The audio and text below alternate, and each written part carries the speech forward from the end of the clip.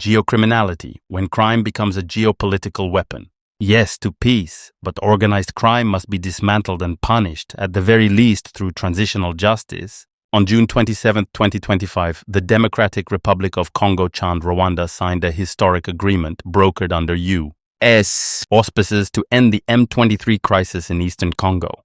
Troop withdrawal, disarmament, cooperation. But behind the diplomatic applause lies a far darker reality that must now be addressed, especially during the ongoing discussions in Doha. The conflict is riddled with organized crime.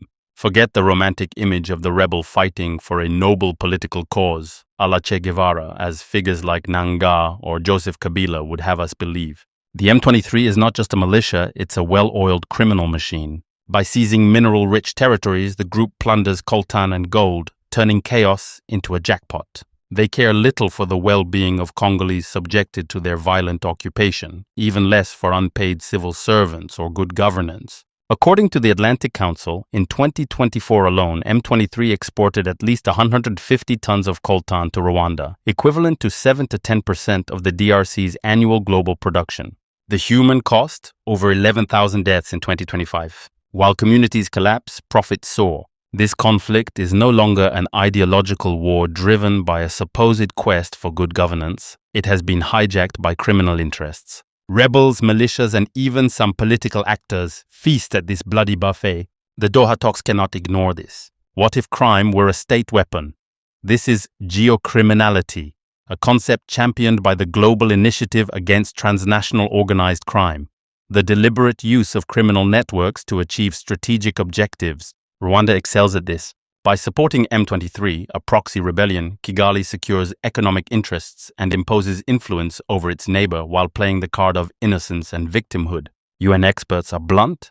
Thousands of Rwandan soldiers operate in the DRC and modern weapons flow to M23. Rwanda denies this, claiming it only shares intelligence. But the evidence, like that recently published by NBC, is mounting and undeniable. Why the double game? Officially, it's about neutralizing the FDLR, a Hutu militia tied to the 1994 genocide.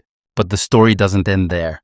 Rwandan forces, hand in hand with M23, don't just hunt enemies in areas where they're present. They seize mines and fertile lands. Minerals keep being extracted. Coltan crosses the border, and the money lands in the pockets of networks tied to Rwanda's military and ruling party. This isn't a drift, it's a strategy that destabilizes an entire region for one country's economic gain. Rwanda's reach extends far beyond its neighbor. Its grip stretches to the streets of Brussels, straining ties with Belgium, and the hotels of Johannesburg. Paul Rusesabagina, the hero of Hotel Rwanda, learned this the hard way. In 2020, lured onto a private jet, he was forcibly returned to Kigali and imprisoned on fabricated charges. Released in 2023 under international pressure, his case is just one of many. Human Rights Watch has documented a decade of surveillance, intimidation, and attacks on Rwandan dissidents abroad. Some, like Patrick Karegeya, former intelligence chief murdered in South Africa in 2014, don't survive. The method is well honed: track, threaten, eliminate dissent. Families back home become hostages to silence exiles. Host countries, often complicit through their silence, let it happen. The message is clear: no one escapes Kigali's control. The recent secret detention of opposition figure Victoire Ingabire follows the same pattern of repressing dissenting voices. Paul Kagame's regime plays a clever dual role. On one hand, it charms donors with peacekeeping missions and climate initiatives. On the other, it fuels a criminal war at its doorstep. The international response? Tepid. In 2025, the U.S. and EU sanctioned figures like James Kabarebe and Francis Kamanzi for their role in supporting M23. A signal, yes, but far from enough to dismantle the networks thriving on this conflict. How do you handle a destabilizing regime?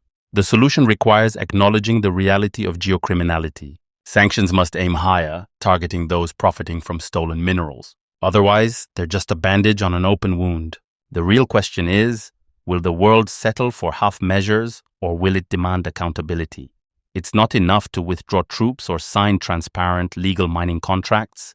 There must be justice for victims, accountability for the powerful, and the dismantling of geocriminal networks that have held the region hostage for too long.